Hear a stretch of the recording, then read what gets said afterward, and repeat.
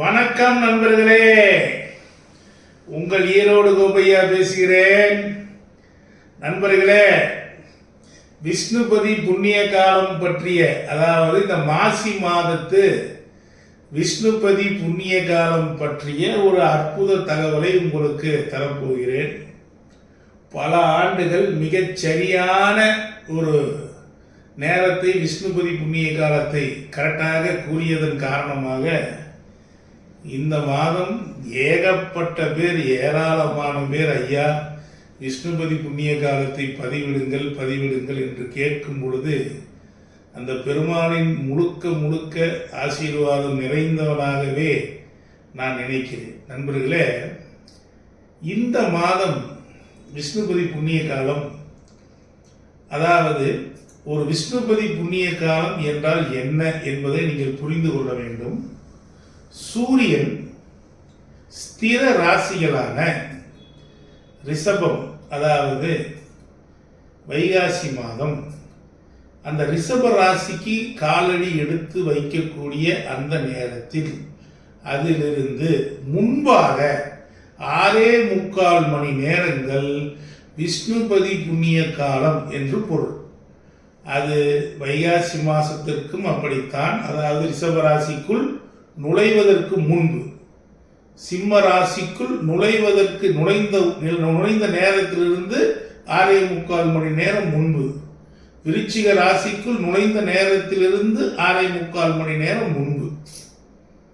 அதே போல்தான் இந்த கும்பராசி, அதாவது மாசி மாதம் என்றால் கும்பராசி, கும்பரவி என்று பொருள். அப்ப அந்த கும்பராசிக்கு சூரியன் நுழைவது என்பது, மாசி மாதம் பிறக்கிறது என்பது 13ஆம் தேதி அதிகாலை 4:17 நிமிடங்களுக்கு சூரியன் கும்பராசியில், அதாவது மாசி மாதத்தில் பிரவேசிக்கிறார். இப்பொழுது இரவில் பிரவேசிக்கிறார். நமக்கு 6.25 மணி நேரம் முன்னதாக எடுத்தால் வியாழக்கிழமை, அதாவது 12ஆம் தேதி இரவு வியாழக்கிழமை 9:29 நிமிடங்கள் அதிலிருந்து ஆரம்பிச்சு வியாழக்கிழமை இரவு 9:29 நிமிடங்களுக்கு ஆரம்பித்து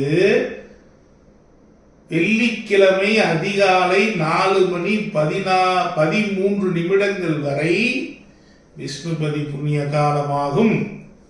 ஐயா, கோயில் திறந்திருக்காதே, இரவிலே என்ன செய்வேன் ஐயா, இப்படி நீங்கள் சொல்கிறீர்களே என்றால், நண்பர்களே, எனக்காகவோ உங்களுக்காகவோ புண்ணிய காலங்கள் மாறாது. நடைமுறை சாத்தியத்தை தான் நாம் சொல்ல வேண்டுமே ஒழிய உண்மையை தவிர நாம் இதிலே கொஞ்சம் அட்ஜஸ்ட் செய்யலாம், நாம வேணா ஒரு காலையில் 10 மணிக்கு போட்டுக்கலாம் அப்படின்னா அந்த புண்ணிய காலம் இருக்காது. எப்படி நீங்கள் ஒரு ராகு நேரம் என்றால் வெள்ளிக்கிழமை 10:30 to 12 அப்படின்னு வச்சீங்கன்னா அது எப்பவுமே அந்த 10:30 to 12 தான், உங்களுக்காக மாறாது. அது மாதிரி இந்த விஷ்ணுபதி புண்ணிய காலமும் இந்த டைமை விட்டு மாற போறது இல்லை. அப்ப நாங்க எப்படி கோயில் வழிபாடு பண்றது? கோயில் பூட்டி இருக்குமே, என்ன பண்றதுன்னா, கொரோனா டைம்ல நீங்க கோயிலுக்கு போனீங்களா? அப்ப என்ன சொன்னோம்? நீங்களே உங்கள் வீட்டில் ஒரு பெருமாள் படத்தை வைத்து, உங்கள் வீட்டில் இருக்கக்கூடிய பெருமாள் படத்தை எடுத்து ஒரு சேரிலோ எதிலையோ ஒன்றை வைத்து விட்டு அதற்கு முன்பு ஒரு அழகான தீபம் ஏற்றி ஒரு சிறிய நெய்வேத்தியமாக ஒரு இனிப்பை படைத்து கொஞ்சம் திருநீர், கொஞ்சம் தண்ணீர் வைத்து 2 ஊதுபத்திகளை வைத்து அந்த பெருமாள் படத்தை வலமாக 27 முறை சுற்றுங்கள், சுற்றி நமஸ்கரியுங்கள். அவ்வளவுதான் நண்பர்களே. அந்த 27 முறை நீங்கள் வீட்டிலேயே செய்து கொள்ளுங்கள். ரொம்ப ரிலாக்ஸ்டா இந்த மாதம் விஷ்ணுபதி புண்ணிய காலம் என்பது இரவிலே வருகிறது. யாருக்கும் எந்த தொந்தரவும் இல்லை.